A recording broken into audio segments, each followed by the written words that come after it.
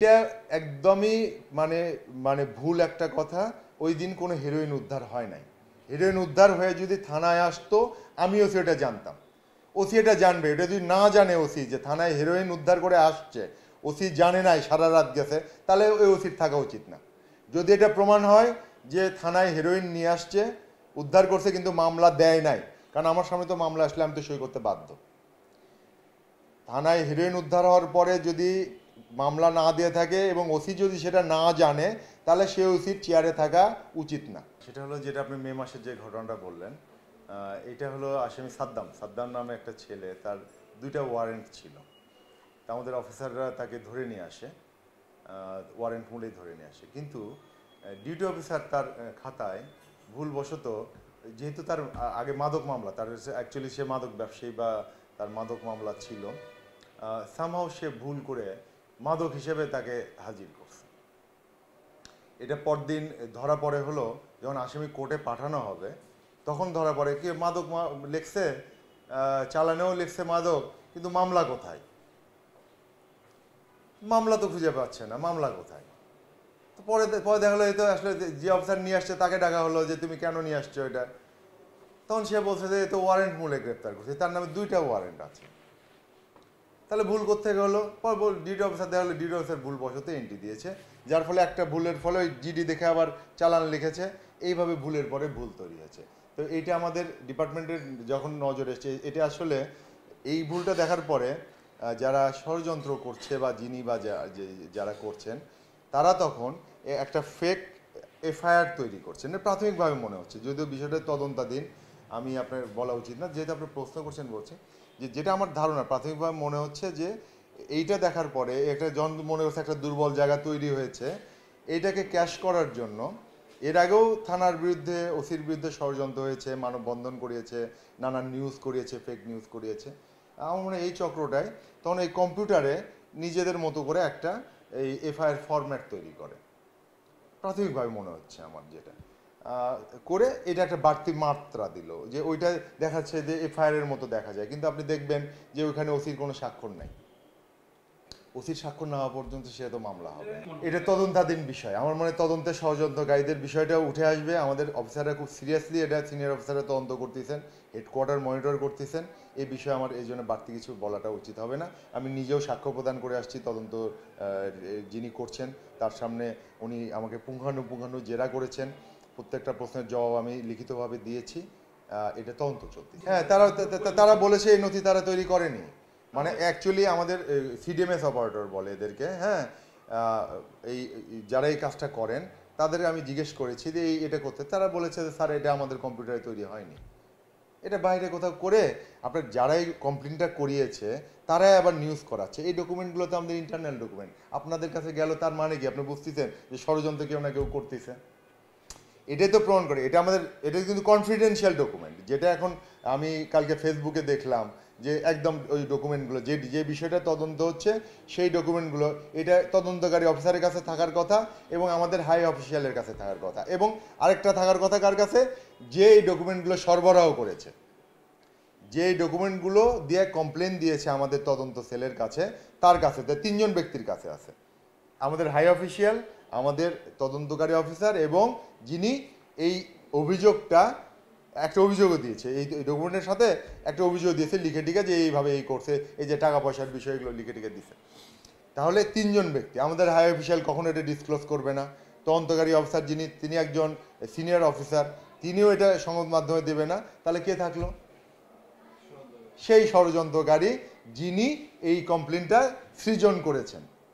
এই ব্যক্তি যখন দেখলো যে তদন্ত চলছে, তদন্ত অলরেডি প্রমাণ পাচ্ছেন, সে তো মনিটর করতেছে ভিতর থেকে বাইরে থেকে, তিনিও মনিটর করতেছেন যে তদন্তে হয়তো তার কাঙ্ক্ষিত যে রেজাল্ট, থানার ক্ষতি করা, অফিসারদের ক্ষতি করা, ওসিকে সরায় দেওয়া, এই লক্ষ্যে তিনি কাজ করতেছেন। এটা যদি না হয়, এই জন্য উনি মিডিয়াতে দিয়ে মিডিয়া ট্রায়ালের চেষ্টা করতেছেন। এটা একদমই মানে মানে ভুল একটা কথা। ওই দিন কোনো হেরোইন উদ্ধার হয় নাই। হেরোইন উদ্ধার হয়ে যদি থানায় আসতো আমিও সেটা জানতাম। ওসি এটা জানবে। এটা যদি না জানে ওসি যে থানায় হেরোইন উদ্ধার করে আসছে, ওসি জানে নাই সারা রাত গেছে, তাহলে ওই ওসির থাকা উচিত না। যদি এটা প্রমাণ হয় যে থানায় হেরোইন নিয়ে আসছে, উদ্ধার করছে কিন্তু মামলা দেয় নাই, কারণ আমার সামনে তো মামলা আসলে আমি তো সই করতে বাধ্য।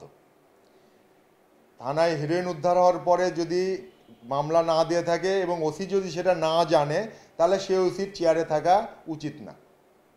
ওসি অযোগ্য, তাকে সরাইয়া দেওয়া উচিত। আমি বিশ্বাস করি যদি এই ঘটনার সত্যতা পাওয়া যায় আমাকে সরিয়ে দেওয়া উচিত। আর আপনি যেটা বলছেন যে টাকা পয়সার লেনদেনের মাধ্যমে যদি এটাকে ধামাচাপা দেওয়া হয়ে থাকে, এটাতে যারই সংশ্লিষ্টতা থাকুক প্রত্যেকে আইনগত ব্যবস্থা নেওয়া উচিত বলে আমি দৃঢ়ভাবে বিশ্বাস করি এবং দাবি জানাচ্ছি। নট অনলি বিশ্বাস, আমি দাবি করছি যে এটা হওয়া উচিত, যাতে অন্তত পুলিশ বাহিনীতে এই ধরনের ঘটনা না ঘটে। এবং আপনাকে আমি আশ্বস্ত করছি মোহাম্মদপুর থানা পুলিশ গত 11 মাসে মাদকের সাথে কোনো রকম আপোষ করে নাই। আমরা এত মামলা দিয়েছি যেটি ইতিপূর্বে কখনো মোহাম্মদপুর থানায় দেওয়া হয়নি। আমাদের সবসময়, এবং আপনি জেনে খুশি হবেন যে সার্বিক পারফরমেন্সে গত 2 মাসে মোহাম্মদপুর থানা চ্যাম্পিয়ন হয়েছে। ঢাকার 50টা থানার মধ্যে গত 2 মাস টানা চ্যাম্পিয়ন হয়েছে এবং আশা করি এই সাফল্যের ধারাবাহিকতা আগামী মাসে আমরা অব্যাহত রাখবো। আমরা সেভাবেই কাজ করছি। এগুলো দেখেও অনেকে ডিমোরালাইজড হচ্ছে, অনেকে মানে যারা পছন্দ করছে না আমাদের ভালো কাজগুলো, তারা ষড়যন্ত্র করছে। আপনি যদি বলেন যে একটা এলাকার অপরাধ প্রবণতা, এটা কিন্তু একটা লিগ্যাসি, একটা ধারাবাহিকতা। মোহাম্মদপুর গত 4 দশক ধরে অপরাধের শীর্ষে, ঢাকা মহানগরীতে শীর্ষে। 40টা বছর যে থানাটা অপরাধের শীর্ষে, সেটা আপনার 1 বছর 2 বছরে একদম জিরো হয়ে যাবে এটা আশা করা যায় না। আমি পৃথিবীর সবচেয়ে তালিকা, যেগুলো নিরাপদ রাষ্ট্র, সেই তালিকা দেখলাম 1 নম্বরে দুবাই আছে, 10 নম্বরে আছে সিঙ্গাপুর। আমি সৌভাগ্যবশত সিঙ্গাপুরে ট্রেনিং করেছিলাম, 15 দিন ছিলাম সিঙ্গাপুরে, খুব কাছ থেকে দেখেছি। তো সিঙ্গাপুরের মানে যেমন সিকিউরিটি সিস্টেম, সিঙ্গাপুর যদি 10,000 লোক 20,000 লোক মিছিল করে, আপনাকে একটা উদাহরণ দিই, ওদের ক্যামেরাতে ফেস ডিটেকশন সিস্টেম এত উন্নত, ওই 20,000 লোকের আইডেন্টিটি বের করতে ওদের 5 মিনিট সময় লাগবে না। একটা মিছিলে যদি 20,000 লোক থাকে, 20,000 লোককে ওরা আলাদাভাবে আইডেন্টিফাই করতে পারবে। কে কী অপরাধ করছে ওরা 5 মিনিটের মধ্যে ধরে দিতে পারবে। এতটা তার উন্নত। সেই রাষ্ট্রটা হলো মানে নিরাপদ রাষ্ট্রের কাতারে 10 নাম্বার। তাহলে উন্নত রাষ্ট্রগুলো আরও কতটা এগিয়ে আছে। এটা আপনার আরব আমিরাত আছে 1 নম্বরে।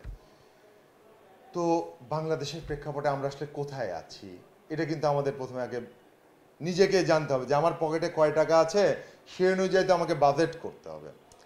আমাদের পুলিশের বিষয়ে, নিরাপত্তার বিষয়ে রাষ্ট্রীয় বাজেটের কত অংশ ব্যয় করা হয়, এগুলো বিষয়গুলো দেখে তারপর প্রত্যাশাটা তৈরি করতে হবে। তা আমরা দরিদ্র দেশ, আমরা সিঙ্গাপুর না, আমরা আরব আমিরাত না। তা আমাদের বাস্তবতা নিরিখে আমরা এখানে চলতে হবে। এর মধ্যে মোহাম্মদপুর স্পেশাল। আপনি গুগলে সার্চ করবেন যে বাংলাদেশের সবচেয়ে অপরাধপ্রবণ থানা কোনটা, মোহাম্মদপুর। এটা তো একদিনে হয় নাই, এটা 40 বছর ধরে এটা দিনে দিনে মোহাম্মদপুরে বেড়েছে। তো আপনাদের সার্বিক সহযোগিতায়, আপনাদের তথ্য পেয়ে, আমাদের পুলিশের সক্রিয় ভূমিকার কারণে আলহামদুলিল্লাহ অনেকটাই উন্নতি হয়েছে।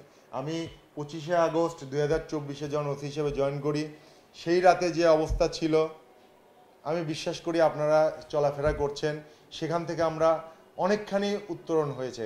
আমি এখানে হাল ছেড়ে দিচ্ছি না। আমি চাই যতদিন আমি এখানে কাজ করব, আমি প্রতিদিন উন্নতি চাই। আমি চাই প্রত্যেক দিন অপরাধ কমে আসুক। অপরাধীদের আমরা ধরে পাঠিয়ে দিই, তারা আবার আইনের ফাঁক ফোকর গলিয়ে জামিনে আসে, আবার অপরাধ করে। এমন অপরাধী আমি পেয়েছি যে 3 মাস হাজতে ছিল, আগের দিন জামিন পেয়েছে, পরের দিন ছিনতাই করতে দিয়ে আবার ধরা পড়েছে। একটা ছেলে যার নামে আগেও 3-4টা ছিনতাই মামলা ছিল, ছিনতাই থেকে ধরা পড়ে জামিনে এসে পরের দিন আবার ছিনতাই করছে। এই লোকটার তো রক্তের মধ্যে ছিনতাই মিশে গেছে। ও আপনি ভালো করবেন কি দিয়ে? ও যতক্ষণ মুক্ত থাকবে ততক্ষণ ছিনতাই করবে, এর বাইরে কোনো ওর কোনো নেশা পেশা নাই। তো আমাদের এই জিনিসগুলো তো সামাজিক সমস্যা, এটা কিন্তু আইনগত সমস্যা না। একটা মানুষ ভুল করার অপরাধ করার মধ্যে পার্থক্য, বারংবার অপরাধ করা, এটা তো হ্যাবিচুয়াল অফেন্ডার। একটা মানুষ ভুল করতে পারে, বিচ্যুত করতে পারে, হঠাৎ করে লোভের বশবর্তী হয়ে দোকান থেকে রুটি চুরি করে খেতে পারে, একটা কলা ছিঁড়ে খেতে পারে, এটা একটা ভুল, এটাও অপরাধ। কিন্তু এটাকে ভুল হতে পারে, ফার্স্ট টাইম করেছে। কিন্তু যার পেশা চিন্তায় বারবার ধরা পড়ছে, এই যে কালকে যেগুলো ধরছি, প্রত্যেকের নামে একাধিক মামলা। 1 নম্বর আসামির নামে যে যাকে শনাক্ত হয়েছে তার নামে ডাকাতি মামলা আছে, মোহাম্মদপুর থানায় গ্রেপ্তার হয়েছে।